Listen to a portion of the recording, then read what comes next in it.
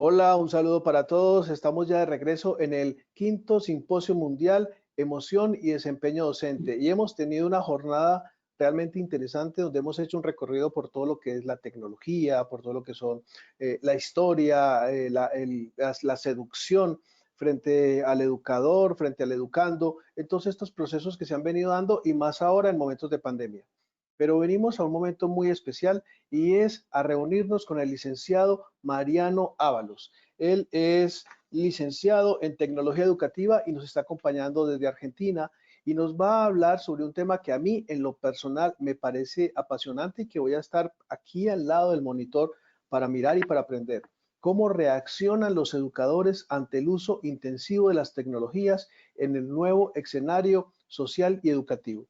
Pero antes de darle la palabra al licenciado Mariano Ábalos, es importante que reconozcamos y agradezcamos de una manera muy especial a Smart Technologies y a José Luis Castaño que nos ha apoyado con con toda esta plataforma tecnológica, con todo este apoyo tecnológico. Estamos llegando a todas partes del mundo, estamos llegando a 700 personas gracias al apoyo tecnológico de Smart Technology. También agradecer a educadores transmediáticos, un grupo educativo y empresarial del que forma parte nuestro compañero el licenciado Mariano. Agradecer a la Corporación Universitaria Americana, también coorganizadora de este evento, y por supuesto a nuestra muy querida Red Académica Intercontinental para el Desarrollo Humano, Social y Empresarial, RAITSE, y a todas las empresas que están aliadas y que nos ayudan, a Talento Humano Emprendedor, en fin, a todos los que están detrás de este gran evento. Pero bueno, sin más, licenciado, estamos entonces en sus manos. Tiene usted el micrófono. Bueno, muchas gracias por la presentación, Santiago, José Luis. Gracias por la convocatoria. Les doy la bienvenida a todos y a todas. Les agradezco por estar. Como dijo Santiago, les estoy hablando desde Argentina, ¿sí? Así que un saludo muy cordial desde este lugar para todos los participantes. Bueno, vamos a empezar con el tema que Santiago comentó, ¿no? Cómo reaccionan los educadores ante el uso intensivo de las tecnologías en este nuevo escenario social y educativo. Brevemente, tenemos un escenario global, un contexto muy específico, donde los modelos de trabajo, de empresa, de industria, van mutando, se van transformando, aparecen distintos tipos de tecnologías, se empieza a valorar muchísimo el aporte humano, los departamentos, las secciones de investigación y desarrollo de cada empresa, de cada corporación, y en particular en el marco de la situación a través del COVID-19, de la pandemia, se ha impulsado fuertemente lo que llamamos el teletrabajo, el trabajo remoto, el trabajo virtual, ¿no? Esto genera situaciones nuevas, distintas formas de abordaje, distintas maneras de interpretar, ¿sí?, situaciones, porque estas tecnologías que comentamos anteriormente, estas tecnologías disruptivas como la inteligencia artificial, el big data, la nube computacional, el Internet de las cosas, la realidad aumentada, bueno, generan justamente nuevos fenómenos y tenemos que ver cómo abordarlos de manera exacta, efectiva. Podríamos decir que la imprenta del siglo XXI es Internet, ¿no? Haciendo también un paralelismo con la situación disruptiva que a mediados del siglo XV se produjo con el surgimiento de la imprenta, lo que significaron los primeros libros, la masificación de la lectura, la escritura, etc., ¿no? ¿Qué papel jugó y juega Internet en este sentido? Tenemos también distintas brechas sociales y digitales que nos acompañan, brechas de acceso a los dispositivos, brechas de uso, de calidad de uso. Y aquí Jenkins nos plantea también el aporte, ¿no?, en torno a la participación, ¿no? ¿Quiénes están realmente preparados para poder hacer un uso significativo, un uso crítico de las tecnologías y quiénes no? Podríamos incorporar también distintos tipos de brechas digitales y sociales, de géneros, de religión, de accesibilidad, y hay una que me parece que es fundamental y estratégica en los tiempos por venir, ¿no? Está muy vinculado al gran volumen de datos que vamos produciendo permanentemente los distintos usuarios interactuamos con distintas redes sociales digitales, sitios web, páginas, etcétera, ¿no? Y que hay un pequeño grupo de usuarios que pueden procesar, sintetizar e interpretar estos datos, ¿no? O sea, esta brecha entre los que producen datos y quienes pueden analizarlos. Me parece muy interesante empezar a reflexionar sobre estas cuestiones que nos van a dar justamente un marco hacia dónde poder orientar también la formación de las nuevas generaciones. Cuando hablamos de Internet, y en particular en un momento tan intenso, donde, como comentábamos, estamos en una situación de trabajo remoto, virtual, y en particular los educadores hemos tenido toda una actividad no presencial, semipresencial, bimodal, híbrida, como quieran llamarlo, ¿no? Esta subjetividad de la conexión permanente, ¿no? Tendríamos que empezar a reflexionar, a pensar si promueve realmente una comunicación profunda, si en estas interacciones podemos vincularnos realmente con el otro, podemos interactuar, construir conocimiento de forma significativa, cuál es la traba, cuál es el problema. Si en esta era de las pantallas tenemos realmente desarrollado una mirada que intenta encontrar a la otra persona, al prójimo, de manera solidaria, de manera colaborativa, compartiendo la información, el conocimiento, y nuevamente, ¿qué problemas encontramos, ¿no? O si toda esta situación, todo este contexto, que sin duda no es culpa de ninguno de nosotros, evidencia en el fondo una incapacidad para estar a solas que no nos permite cuestiones justamente de buscar caminos que construyan estos necesarios espacios de intercambio, ¿no? Me parece que en particular, para empezar a discernir sobre estas cuestiones, tenemos que entender que la tecnología tiene que estar al servicio humano, ¿sí? Y en todo caso es una herramienta más a nivel educativo. En relación a la conexión en la web, a nuestras interacciones en Internet, en este escenario también de pandemia, se han saturado ámbitos de lo público, lo privado, lo íntimo. Muchas veces compartimos tal vez imágenes, videos, comentarios, distintos textos, publicaciones, con todas nuestras redes sociales sin hacer ningún tipo de diferenciación. Y tal vez es importante empezar esto a entenderlo, que hay que compartir determinada información en diversos ámbitos, grupos, espacios, ¿sí? No saturar cuestiones, no forzarlas y también respetar que tal vez haya información que son personales, hay otra información que corresponde a una esfera más privada, los círculos más vinculados a nuestras amistades, a nuestras familias, y tal vez haya también material, recursos, información, videos que nosotros querramos compartir de manera más pública, de manera más general. Y está muy bien esto, y esto hay que empezar a ordenarlo, a sistematizarlo y también a reflexionar sobre estas cuestiones que son en el fondo formas de cómo comunicamos, cómo compartimos, cómo construir un protocolo, un criterio de publicación en la web. De aquí nosotros desprendemos dos conceptos centrales, ¿no? Que es la identidad digital y la huella digital. Cuando hablamos de identidad digital, comprendiendo lo que comentábamos recién en relación a las tres dimensiones de lo público, lo privado y lo íntimo, la identidad digital es todo lo que nosotros publicamos, estamos publicando y vamos a publicar, ¿sí? Esto deja una huella digital, o sea, toda nuestra publicación, nuestras interacciones, nuestras presencias y ausencias en la web dejan una marca, dejan un registro, dejan una huella digital. Tanto las nuestras como de los entornos más cercanos, nuestros contactos más directos, ¿sí? Todo esto construye una identidad digital y tengamos presente que en la actualidad la mayoría de los dispositivos móviles inteligentes tienen acceso, por ejemplo, a geoposicionamiento global, interacción con el webmail y a otro tipo de aplicaciones que van dando información, van brindando datos de todos nuestros consumos, de todas nuestras producciones, de todas nuestras interacciones en las redes sociales digitales. Esto es importante tenerlo presente porque también impacta en la construcción de la subjetividad en relación a si uno publica un comentario, me ponen un me gusta, si lo han leído, si lo han compartido, etc. Y al mismo tiempo va conformando una huella digital, como decía anteriormente. Esto es importante trabajarlo tanto a nivel de niños, niñas y jóvenes que están conformando, están en un periodo de conformación de su identidad personal, cultural, social y también digital, ¿no? Y es un aporte estratégico a la conformación de la ciudadanía digital.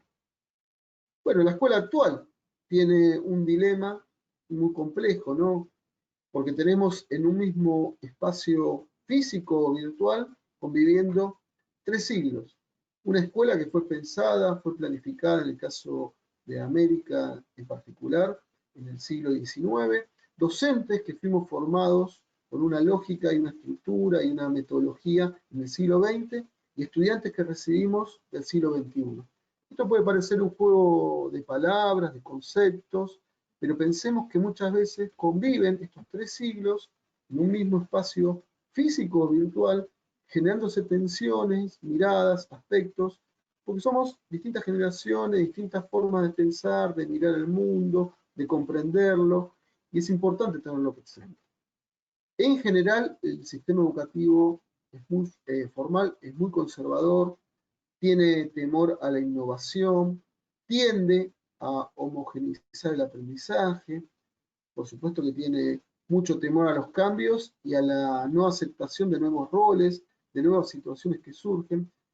La pandemia en particular puso en evidencia también muchas cuestiones que estaban ya en crisis y al mismo tiempo reforzó el rol del docente, el rol del educador y el rol de la escuela como un espacio fundamental de horizonte de la socialización necesaria de nuestros estudiantes, ¿no?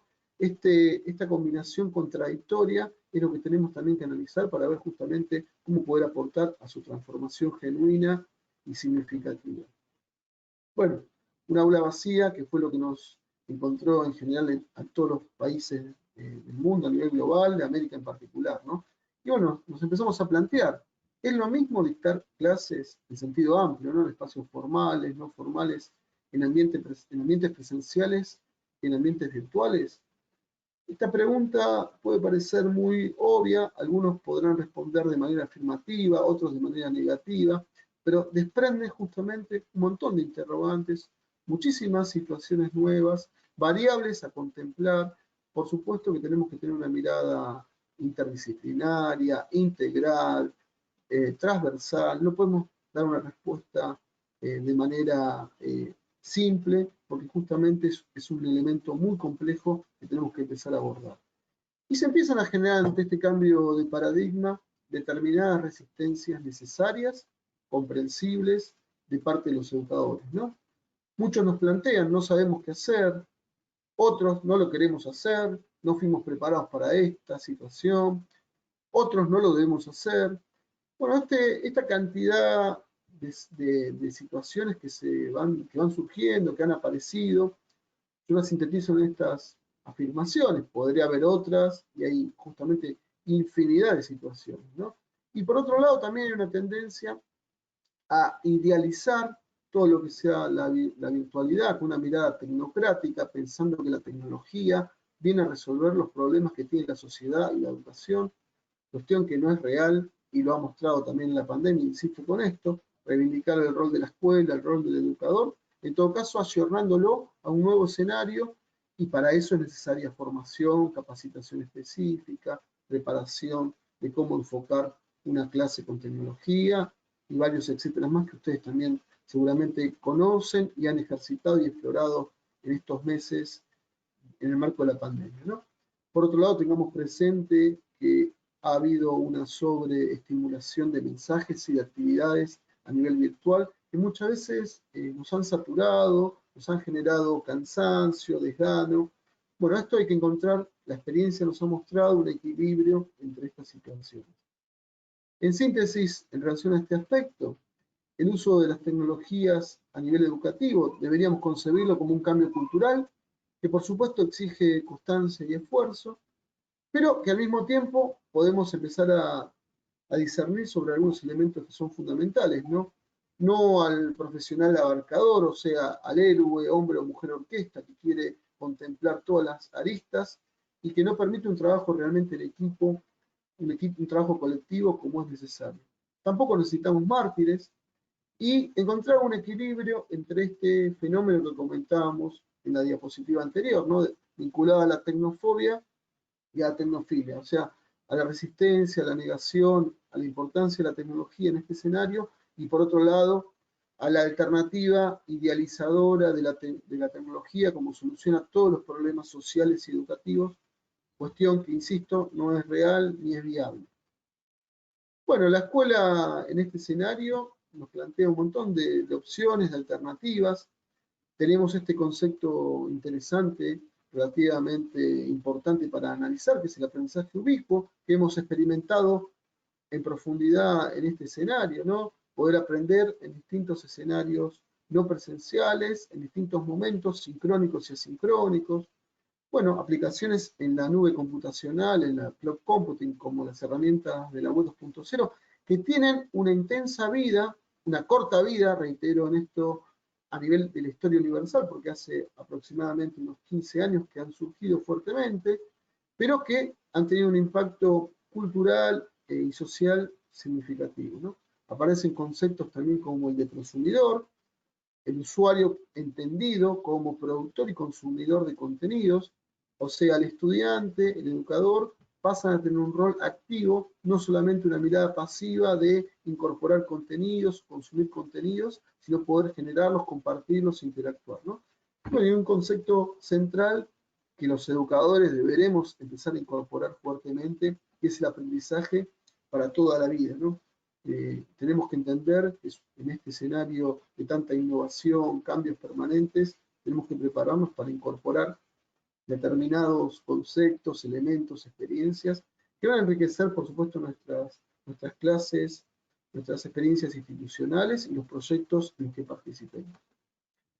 En relación a los aprendizajes, la UNESCO plantea también muchísimas cuestiones que se vinculan también a lo emocional, a lo subjetivo, al trabajo entre pares, al trabajo colectivo, colaborativo, que es el aprender haciendo, ¿sí? A partir de la experiencia, el aprender interactuando, poder justamente construir con un par, ¿sí? Un trabajo, un proyecto, poder participar de manera individual, en forma con autonomía, pero tendiendo a converger en proyectos colectivos, ¿no? La experiencia de aprender, de explorar y buscar información, de poder construirla y posteriormente poder compartirla. Y aquí, bueno, tendremos que también empezar a analizar, a profundizar, ¿no? Si esta escuela 24 horas en línea es viable o no. Llamémoslo 24 horas en línea, podría ser, insisto, semipresencial, bimodal, dual, híbrida, intermitente, pónganle el nombre que quieran. Me refiero en particular a un concepto que me parece interesante, ¿no? Entender la transformación de esta tríada didáctica que todos conocíamos, el estudiante, el docente, el conocimiento, y que en este escenario tenemos que contemplar fuertemente el contexto social, el contexto institucional, ¿sí? Poniendo como eje al estudiante como productor de contenido. Insisto con este concepto de prosumidor en un marco de contexto situado, de contexto institucional, que nos daría de elementos para un diagnóstico, ¿sí? Efectivo y que nos permita generar un proyecto que incorpore tecnologías de manera significativa, potente y proyectándolo.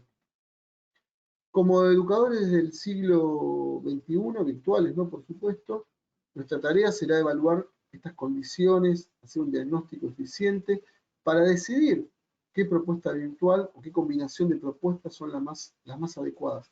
Tenemos infinidad de opciones, con software libre, con software privativo, de empresas en particular, de editoriales, proyectos a nivel de ministerios nacionales de cada uno de nuestros países, etc.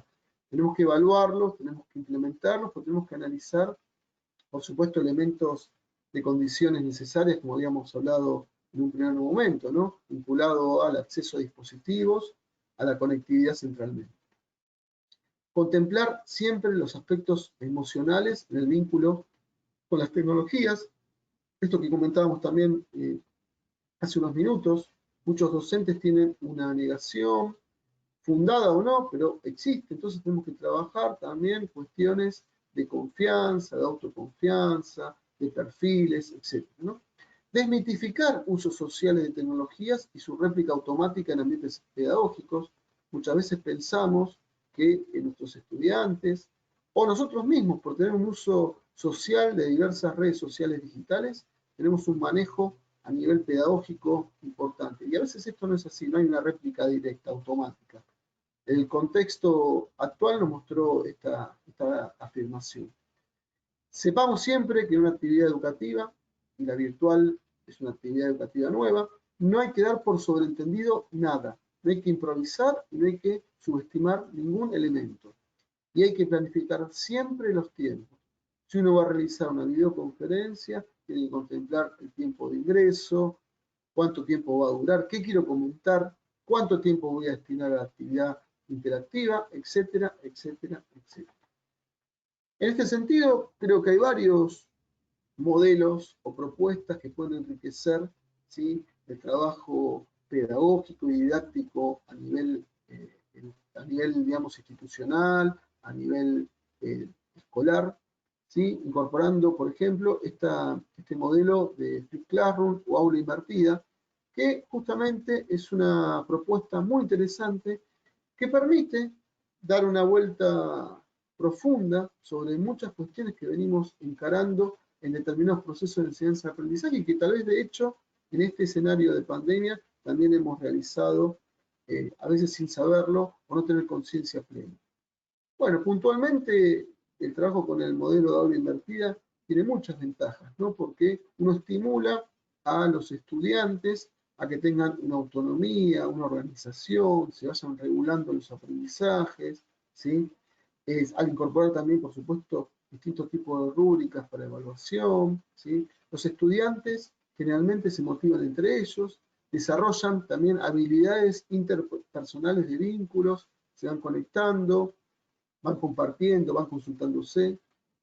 El docente puede invertir mayor tiempo en el aula, tanto presencial como virtual, para acompañar los distintos procesos de entendimiento, de comprensión individual y grupal de los estudiantes, por lo que, digamos, determinadas cuestiones, esas clases expositivas, pasan a ser reemplazadas por espacios más de trabajo, más al estilo laboratorio, de debate, discusión, intercambio, producción de contenidos, etcétera, ¿no? Se adapta también a los tiempos de cada estudiante, a la experiencia, a las situaciones que puedan tener en sus contextos específicos, ¿no? Además, el estudiante puede revisar y chequear los materiales las veces que necesite. Y en general las familias, esta es nuestra experiencia, tienden a involucrarse más en cuestiones vinculadas a todo lo académico. Tenemos algunas desventajas. Una desventaja justamente es que los tiempos fuera de la institución educativa, de la escuela, de los estudiantes se reducen, porque bueno, tienen que trabajar más los contenidos de lectura, estudiar más en sus hogares, además, bueno, tienen que contar con un mínimo de equipamiento, ya sea con un dispositivo móvil, una computadora, una notebook, acceso a conectividad, un espacio para poder justamente realizar sus actividades. Los docentes también necesitan tener una buena preparación en el uso de las tecnologías, de la información y la comunicación, en las TAC, en las TED, etc., ¿no? Podríamos decir que el docente tiene que empezar a curar información y contenidos. Cuando decimos curar, nos referimos a poder hacer una búsqueda significativa en la web, poder discernir qué material es el adecuado o no, si no generar la adaptación necesaria, etc. La familia también tiene que garantizar estos elementos que comentábamos recién, ¿no? En relación a la conectividad y a distintos dispositivos. Muchas veces las familias no están preparadas para poder acompañar a nuestros estudiantes a nivel académico, ya sea por falta de tiempo, por falta de formación o por distintos motivos, ¿no? Y un elemento también a considerar que es fundamental, los docentes necesitan más tiempo para planificar y para realizar esta curaduría de contenidos para compartir posteriormente con sus estudiantes. Algunas aclaraciones pertinentes vinculado al proyecto, a la propuesta de modelo de aula invertida, ¿no? El modelo de aula invertida no puede descontextualizarse en su implementación. No es una receta mágica, no reemplaza a la escuela, ni a los docentes, ni intenta que desaparezca, ¿no? Y al mismo tiempo, bueno, a nivel macro podría potenciar muchas propuestas, pero es necesario una capacitación, una formación docente sistemática, ¿sí? Hay que invertir también en equipamiento, en dispositivos, en conectividad, Hay que contribuir a organizar el tiempo de los docentes.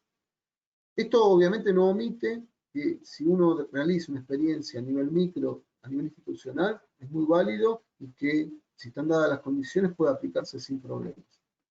Hay diferentes tipos de modelos de aula invertida. Yo acá comparto algunos. En realidad podríamos decir que no existe un modelo de aula invertida único o un tipo de implementación única, sino que generalmente conviven varios formatos, ¿no? Por ejemplo, uno puede tener una aula invertida tradicional, virtual, incorporando, por ejemplo, todo lo que es la propuesta de aulas de invertidas de debate, ¿no? Donde se generan, por ejemplo, tomando el modelo de charlas TED, los estudiantes preparan determinados temas con determinado tiempo que el educador, el docente, la docente le propone, ¿sí? Y tiene que compartir con el resto de los estudiantes, con el resto de los participantes, sus miradas, sus criterios, lo que han estudiado, y después se genera algún tipo de intercambio, debate, etc., ¿no? Me parece interesante incorporar estas metodologías, estos modelos, que por supuesto no son los únicos. Se puede integrar tranquilamente el aprendizaje basado en proyectos, el modelo TEPAC y varios modelos más que están, digamos, circulando y que se han experimentado a lo largo y ancho de nuestro mundo, ¿sí? En forma global, distintas experiencias exitosas de uso, ¿no? ¿Qué habilidades deberían incorporar los educadores, ¿no? ¿Qué saberes, qué capacidades, qué competencias? Bueno, tenemos que tener presente que en este escenario, por supuesto, hay que tener fuertemente conocimientos básicos sobre seguridad online, criterios sobre el uso responsable y seguro de Internet, tener capacidad de empatía con el prójimo. En realidad debería ser una característica de todo educador, pero bueno, en este escenario nos exige todavía muchísimo más. Tener posibilidad de hacer retroalimentaciones significativas, correctas, coherentes, ¿sí? Con nuestros estudiantes, con otros colegas, con determinadas autoridades, etc. En síntesis, estamos hablando de un educador que tiene que ser mediador, ¿sí? Porque justamente no es un ámbito solamente presencial, sino que estamos interactuando en plataformas, en espacios sincrónicos, asincrónicos, ¿sí? Tenemos que ser mediadores sin importar el medio o el formato que adopte, ¿no? Motivar a nuestros estudiantes también en este nuevo escenario, ser un facilitador de tareas, de problemas, de actividades que surjan, orientar a nuestros estudiantes. Sería muy interesante también que se incorporen, por ejemplo, todo el conocimiento sobre derechos de autor, de propiedad intelectual, tanto utilizando licencias Creative Commons como copyright con formato educativo. Bueno, hay distintas opciones que seguramente muchos de ustedes también conocen. Poder tener capacidad de búsqueda y de discernir qué sitios y qué contenido es el adecuado en Internet, en distintos sitios web que se visiten, ¿no? Este rol de curador de contenidos es estratégico. Y bueno, y por supuesto tener capacidad también para poder compartir en algún formato de portfolios, ¿sí? Las distintas producciones que hayan realizado nuestros estudiantes a lo largo del año, del ciclo lectivo o de algún proyecto que estemos desarrollando, ¿no? El trabajo con rúbricas en ese sentido puede ayudar, pero es fundamental estimular también otro tipo de propuestas colectivas y colaborativas. Interesante me parece también empezar a sintetizar y a ordenar, y en esto me voy a detener unos minutos, una propuesta de tutoría virtual, ¿sí? Contemple esta situación también que los educadores y los estudiantes en este escenario que estamos transitando tan complejo hemos tenido de impacto también emocional, ¿no? Bueno, para ordenar un poco, ¿no? Deberíamos hacer un seguimiento de los estudiantes. ¿Se conectó? ¿Por qué no se conectó?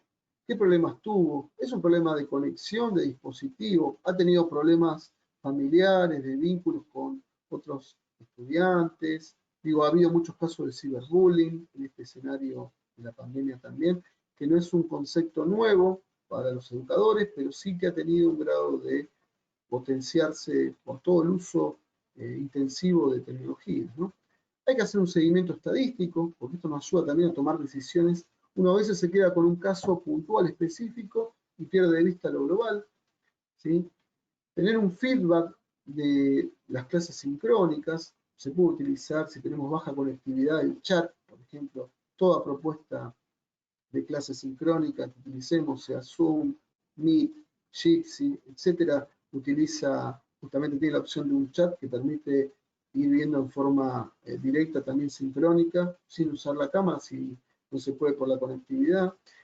Conformar y construir también, estimular grupos de trabajo. Entonces hay que contemplar en forma equilibrada el trabajo individual y el trabajo en equipo, sin ir a un extremo ni al otro, tratando de que haya un equilibrio entre las dos propuestas, lo que también permita que esto se explore.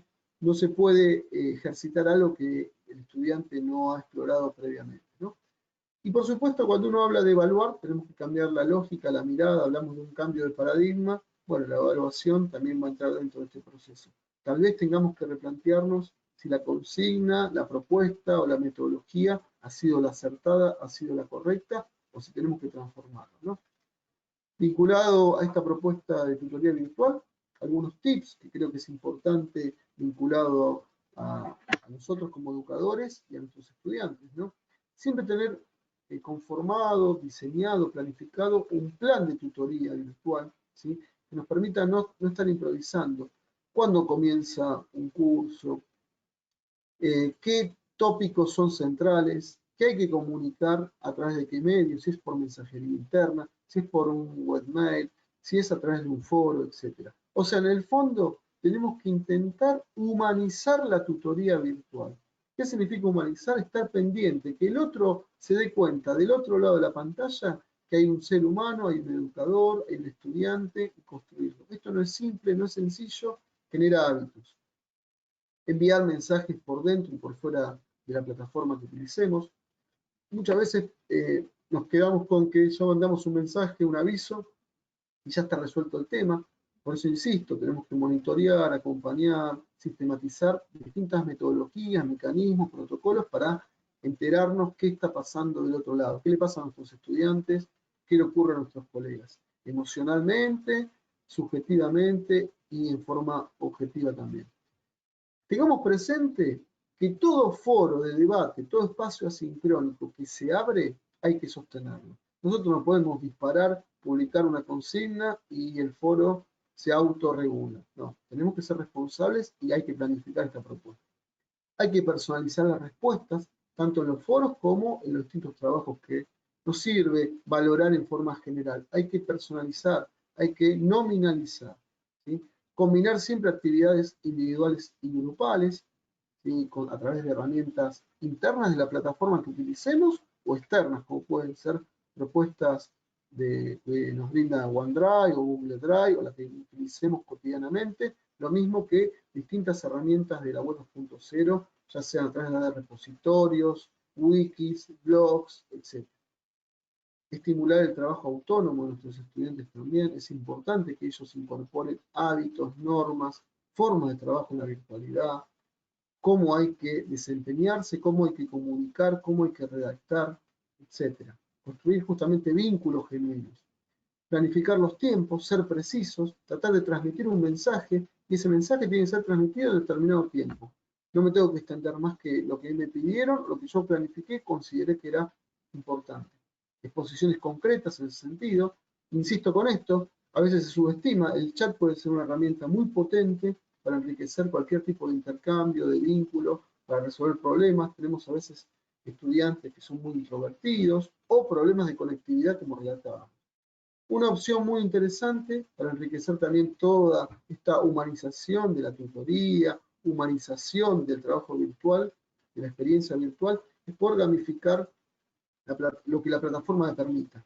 O sea, tenemos un montón de opciones, usando cuestionarios online, ruletas de juegos, plataformas y pizarras interactivas online, etcétera, etcétera, etcétera. Digo, tenemos que ir pensando de qué manera podemos enriquecer propuestas de contenidos específicos, de materias. Ustedes son expertos seguramente en muchas áreas del conocimiento muy diverso, de todas las áreas del conocimiento humano. Seguramente muchos de ustedes también son importantes conocedores del uso tecnológico. Bueno, hay que empezar a integrar, además de esto, distintos tipos de herramientas, propuestas, que permitan una interacción y un vínculo que haga más humana este tipo de trabajo y de interacción virtual. Bueno, Es importante también en este escenario contemplar, porque muchos educadores, como comentábamos al principio, han tenido distintos tipos de respuestas, ¿no? Han actuado de una manera como pudieron, ¿no? Resolvieron la situación, y es interesante, es importante y hay que valorarlo. Ahora estamos en un momento distinto, que tenemos que poder analizar, sintetizar todo lo que se ha realizado, ¿sí? Valorarlo, y tal vez, ¿por qué no?, empezar a plantear que los distintos educadores conformen redes profesionales sobre algunos temas específicos de investigación, de experiencia, que a ellos los motiven, les interesen y puedan ser partícipes, ¿no? En este sentido, es interesante que cada uno participará en las redes sociales que considere, pero teniendo en cuenta que se pueden armar tópicos temáticos donde uno se sienta con elementos para aportar, para nutrir y sentirse parte de un colectivo más amplio desde una individualidad que también hay que reivindicar, destacar, integrar armónicamente a esta experiencia, ¿no? Por supuesto, respetar siempre la privacidad de los usuarios con los que interactuamos, sino forzar cuestiones. Si hay determinados educadores o estudiantes que no quieren participar de determinada red social, actividad colaborativa, etcétera, entenderlo que puede ser distintos elementos que puedan incorporarse en esa situación, ¿no? Pero lo importante en esto es empezar a profesionalizar más nuestra actividad virtual en este sentido. Me parece que esto es algo fundamental. Bueno, para ir terminando con la conferencia, con la charla, me parece que hay varios elementos a considerar, ¿no? Nosotros tenemos que lograr que en este escenario de la pandemia que estamos transitando, ¿qué saldo nos queda para realmente aportar a una transformación genuina y significativa de la educación y de la escuela del siglo XXI, ¿no? Para eso necesitamos que nuestros estudiantes y nuestros educadores adquieran autonomía, y para adquirir autonomía, ¿sí? Tenemos que justamente hacer un trabajo armónico de incorporación de las tecnologías, y esto se logra también con formación, con capacitación, con proyectos sistemáticos. No se puede improvisar, hay que planificar un plan de tecnología que incorpore justamente estas cuestiones también vinculadas a una relación con lo que percibe el educador, ¿sí? Su resistencia, sus miradas, sus críticas, sus emociones, etc., ¿no? Tenemos la responsabilidad también de aportar a construir comunidades de enseñanza y aprendizaje que sean inclusivas, integrales, de docentes, de estudiantes, de familias, tanto en la presencialidad como en la virtualidad. En esto se juega, casi diría yo, la vitalidad o no de cualquier propuesta educativa que incorpore tecnologías de manera significativa, de manera sostenible en el tiempo, ¿no? Me parece que esto es un tema que a veces nos cuesta entenderlo por la formación también que hemos recibido, pero es importante tender a la formación de estas comunidades que son más que necesarias en un escenario como el actual, pero especialmente en la educación que queremos todos para este siglo XXI que ya estamos transitando, ¿no? Un tema que lo tocamos muy por arriba, pero creo que hay que insistirlo, hay que empezar a concebir a Internet como un derecho del siglo XXI que debe estar garantizado en todas las instituciones educativas de cada uno de nuestros países. Entendiendo también que cuando uno habla de Internet como un derecho del siglo XXI, está pensando en la formación sobre el uso responsable y seguro de Internet, sobre el uso responsable y seguro de las redes sociales digitales.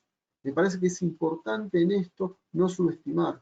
Si vamos a generar interacciones, entender cómo trabaja Internet, cómo está compuesta, cómo está organizada, qué distintas organizaciones, instituciones participan de la web, quiénes publican, los buscadores, cuál es su formato, cómo trabajan, cómo se organizan, qué devoluciones realizan, etcétera, etcétera, etcétera. Pero fundamentalmente que nuestros estudiantes puedan construir vínculos sólidos, puedan construir pautas de autocuidado y que haya un consentimiento en lo que van a publicar. Esa construcción de la identidad y de la huella digital de cada uno de ellos y de cada uno de nosotros como educadores debería ser algo consensuado, algo construido, algo dialogado y no algo que sea improvisado. Y como último punto, me parece fundamental también Hay que aportar a la construcción de entornos personalizados de enseñanza y aprendizaje virtual, en donde los usos dependan del contexto y no solamente utilizar recetas estandarizadas que generalmente son importadas, han sido experiencias tal vez muy exitosas en algunos lugares, o esconden intereses a veces de con algún objetivo puntual. Lo importante es que el equipo de gestión, el equipo directivo, el equipo que conduce cada institución educativa, junto a todos los educadores, junto a toda la comunidad, pueda reflexionar sobre cuál es la mejor propuesta a nivel de plataforma, cuál es la mejor propuesta para visibilizar los contenidos, los conocimientos, las actividades, los recursos, qué herramientas son estratégicas a utilizar, de qué manera, si tienen conectividad o no, con qué dispositivos se cuenta, y que puedan justamente planificar y tomar decisiones en relación a un armado de un plan sistemático en la formación de los docentes, pero especialmente en la alfabetización necesaria por parte de los estudiantes. En el siglo XXI estamos hablando de una alfabetización en informática, pero también hablamos de una alfabetización en medios audiovisuales, hablamos de una alfabetización en robótica, programación, inteligencia artificial, hablamos de una alfabetización en la virtualidad, hablamos de una interacción de cómo comunicar en las herramientas de la web 2.0, en las redes sociales digitales, o sea, sintetizándolo en una amplia y variada formación, una amplia y variada alfabetización digital que es necesario planificar y organizar. Por supuesto, todo esto contemplando la situación subjetiva y emocional de cada uno de nosotros, porque en el marco también de la pandemia ha habido muchos cambios, ha habido impactos que nos ha dejado justamente también su huella, y sin duda la sociedad no será la misma a la que empezó cuando no existía o no existió esta experiencia del COVID-19. Así que un poco esta es la idea y el aporte que quería realizar. Espero que haya sido, digamos, de utilidad. Les agradezco a todos por la escucha atenta. Espero que haya servido. Aquí les dejo el mail de contacto y bueno, les agradezco nuevamente a los organizadores por la invitación.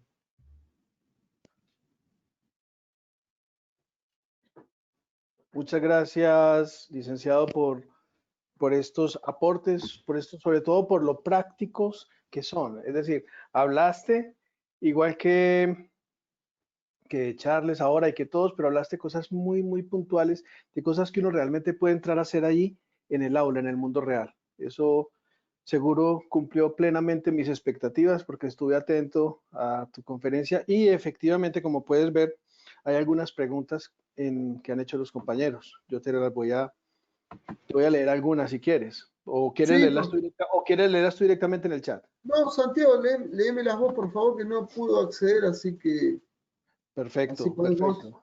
las vamos respondiendo. Gracias. Aquí nos preguntan, ¿qué hacer en lugares donde no... Ah, pero es que esta es una situación que siempre nos la preguntan, ¿qué hacemos? ¿Qué hacer en lugares donde no llega la señal? ¿Qué otras alternativas se pueden utilizar para el uso de la educación virtual? Bueno, donde no tenemos conectividad, Santiago, es muy difícil trabajar porque justamente una condición necesaria del trabajo virtual es tener acceso a conexión a Internet. Tenemos otras opciones de trabajo que no serían virtuales. Eh, Especialmente yo sugiero el trabajo con herramientas libres. Me refiero, por ejemplo, a trabajar con el paquete de oficina de LibreOffice o de OpenOffice, a trabajar con la edición de video y de audios utilizando herramientas como el OpenShot o el Audacity, a trabajar con herramientas para construir mapas conceptuales como CMake Tools. Tenemos la opción también de trabajar con la opción de plataformas virtuales. Hay opciones con Moodle que no necesitan tener conexión a Internet para el armado de un aula virtual, pero en la interacción genuina vamos a tener que tener conexión sí o Claro, sí. conexión. Para realizaciones medias, digo, si tenemos una conexión baja, yo lo que sugiero, lo insistía en la conferencia, utilizar en vez de el video, utilizar audios, utilizar mucho el chat, facilita la interacción, Y bueno, si tenemos buena conexión, el mundo se nos amplía y tenemos muchísimas más variantes. Sí, por supuesto. Yo he visto que ahora hay una gran tendencia, por ejemplo, en dar clases o conferencias, incluso por Instagram o por chat, ¿no? Que ya esas redes, no son- esos medios de comunicación están ampliando sus servicios para que se pueda generar formación y capacitación. Ya no es simplemente para conversar. Y usualmente requieren poca fuerza de conectividad. Sí, así Lo es. que sí es importante, Mariano, y uniendo con las conferencias que hemos tenido hasta anteriormente, es fundamental trabajar de acuerdo y de la mano la educación con el Estado, con los diferentes gobiernos. Los gobiernos de todos nuestros países y de todo el mundo deben proveer estas tecnologías para que luego nosotros, los educadores, las podamos utilizar en favor de la población y otra vez del mismo gobierno. Eso es una ayuda mutua y permanente. Hay que contar con el apoyo del Estado. Eso es algo definitivo. Nos Coincido. preguntan por acá, sí, nos pregunta Luz, para usted, ¿cuáles son las principales reacciones que presentan los docentes en general y si hay diferencias en cuanto a los niveles educativos, por ejemplo, la inicial, la primaria, la media o la superior? Bueno, Luz, en general nos encontramos con como tres grandes grupos, los que se resisten, que un poco lo comentábamos en la charla, por distintos motivos, porque no, por desconocimiento, por temor, por experiencias personales, grupales, por sensaciones, por una cuestión emocional, etc. Después tenemos los que naturalmente son más innovadores, se animan a explorar, trabajan, y en el medio tendríamos un tercer grupo, que tal vez es el decisivo, que quiere introducir, incorporar las tecnologías de manera significativa a nivel educativo y no sabe cómo. Me parece que ahí habría que hacer foco para justamente armar un plan de formación y de capacitación integral a nivel institucional, a nivel ministerial, para poder desarrollar y destrabar esta situación. Ujú. Una compañera de Di Castillo de Venezuela que nos ha hecho varias veces preguntas y no se las hemos respondido porque hay muchas. Me gustaría que utilizando el chat, mientras respondemos otra, nos la vuelva a hacer porque acá no la veo y así entonces le daríamos respuesta Bueno, con muchísimo cariño. Nos dice también otra compañera, totalmente de acuerdo, ni héroes ni mártires. Como docentes, hacemos uso de las tecnologías, aunque encontrar equilibrio implica un constante trabajo. perfecto, coincido. Lo que yo reforzaría aquí, nosotros, ustedes, todos los educadores del mundo, somos expertos, ¿sí?, a nivel del conocimiento específico que tenemos, ciencias naturales, sociales, ciencias exactas, etc. Entonces, la tecnología tiene que ser una herramienta que vaya en función, es verdad que no es cualquier herramienta, pero tiene que ir en función de una propuesta pedagógica que ustedes son los que tienen que planificar, que tienen que discernir. Con esto, ¿qué quiero decir? Muchas veces se reciben propuestas que están instaladas con determinados objetivos y que no son realmente necesarias en nuestros contextos áulicos, institucionales, en ambientes educativos en los que transitamos todos los días. Nos escriben desde México y dicen, en las licenciaturas generalmente no se enseña este modelo, al menos en México no se hace. ¿Dónde se puede hacer, dónde se puede aprender el manejo del aula inversa, del aula invertida?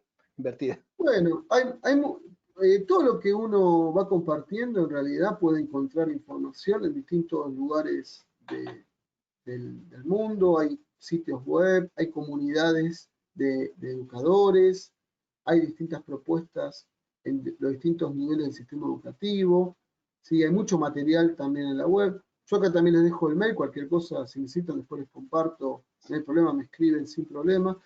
Lo que yo igualmente rescato, no solo con el modelo de aula invertida, sino en general, es fundamental que ustedes también construyan su experiencia. Tal vez muchos de ustedes han hecho, en el caso del aula invertida y otras propuestas, un trabajo muy importante y sistemático en estos meses y no lo podían conceptualizar. Bueno, empiezan a encontrar algunas respuestas sobre lo que venían trabajando de manera exploratoria. Eso es lo importante también, empezar a registrar, a reconocer que muchas cosas que uno está realizando tal vez de manera espontánea no es así, sino que tiene una fundamentación, una conceptualización, un desarrollo, etc.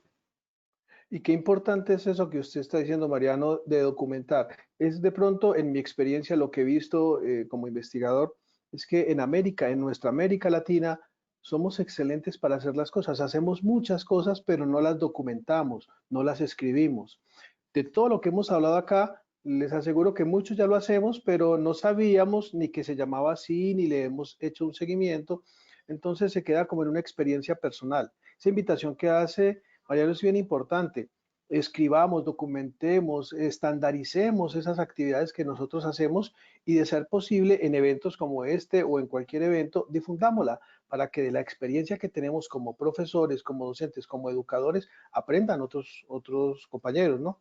Es bien interesante. Nos preguntan desde Panamá, ¿cómo fortalecer el trabajo colaborativo entre los integrantes de los equipos? Bien, nuevamente, la pregunta no tiene una respuesta tecnológica, tiene una respuesta social, humana y pedagógica. Los equipos tienen que conformarse a partir de construir vínculos sostenibles en el tiempo, respetar el conocimiento del otro, dividir roles, armar un plan, reuniones, balancear qué va avanzando, qué está retrocediendo, incorporar determinadas matrices, digamos que evalúen distintas dimensiones.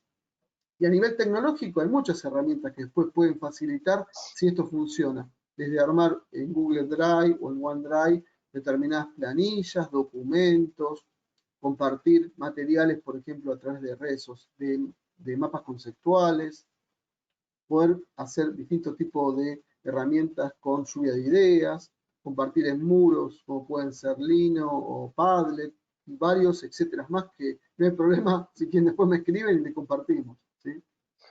Es muy importante y aprovechemos esa oferta de apoyo que nos está dando nuestro amigo el licenciado Mariano Ábalos y su empresa en la que trabaja, Educadores Transmediáticos. Porque hay una pregunta que viene en ese sentido.